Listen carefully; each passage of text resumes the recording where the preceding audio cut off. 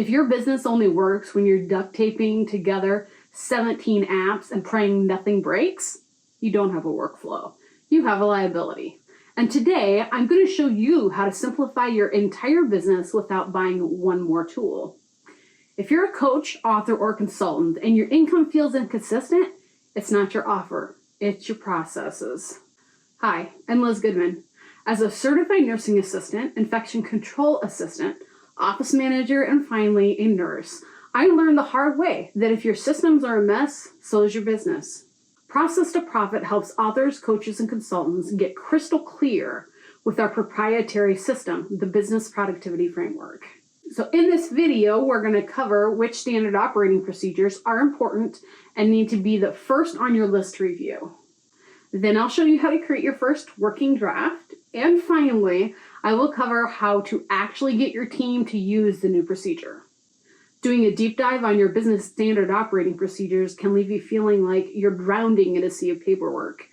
The average small business has between 50 and 150 standard operating procedures that are needed to run their business successfully. That's a lot of work. Updating and implementing to make sure that things run like clockwork. There are a couple of different ways to sort out which standard operating procedures to address first.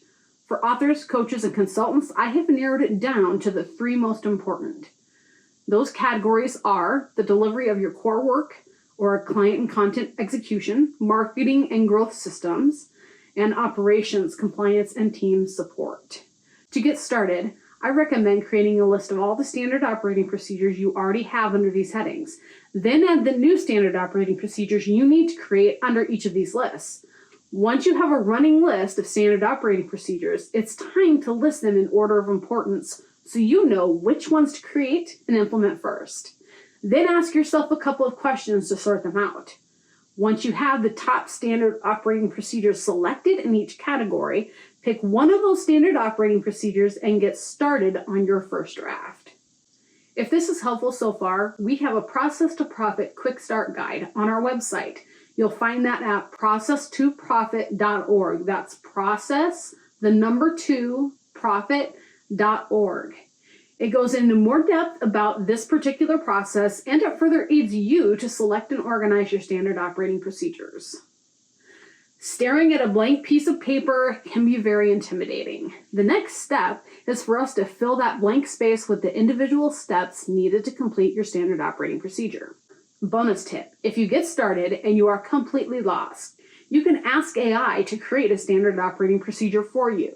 Then read through each step, modify, delete, and update any sections that does not work for your business. Boom! You have your first draft of your standard operating procedure.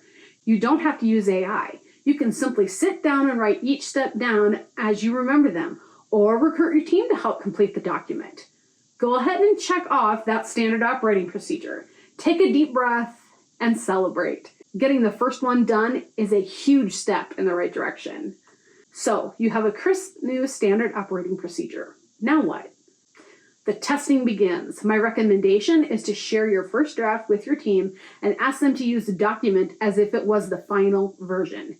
In a couple of weeks, come back to them and ask them what needs fixed, what is missing, or what needs to be more clear. Then you fix those things and work on draft number 2.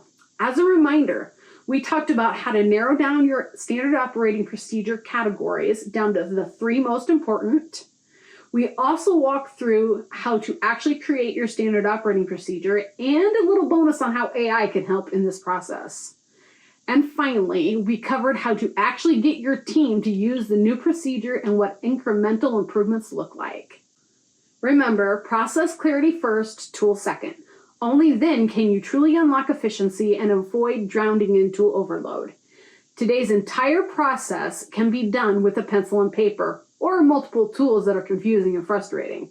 Sometimes the classics really are the best.